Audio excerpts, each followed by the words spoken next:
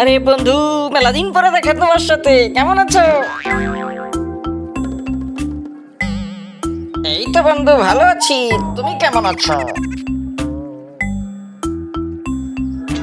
চলো বন্ধু, বসে কথা বলি। তা দোস্ত, তোমার পড়াশোনা কিরাম চলতেছে? ওইটা বাদে আর সব ভালো চলতেছে দোস্ত। আমারও একই অবস্থা দোস্ত, পরীক্ষার টেনশনে পড়া হচ্ছে না। যাই হোক দোস্ত, তুই তো আগে ভালো গান গাতিস, এখন একটা গান গায়ে শোনো দিন। ওরে শুধু আমি একা না, আমাকে বাড়ির সবাই ভালো গান গায়। তোরা কি গানের প্র্যাকটিস করিস নিয়মিত? গানের ক্লাস করিস নাকি? না রে দোস্ত, আমাকে বাথরুমে সিটকানিটা নষ্ট।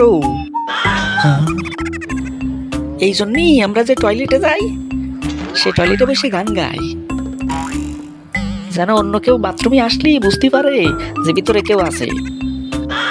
বলো তুই কি শুনলি আমারে? তা তোরা বাথরুমে সিট কিনে ঠিক করিস নি কেন? না রে দোস্ত, বাথরুমের সিটকানি আর আমরা ঠিক করব না।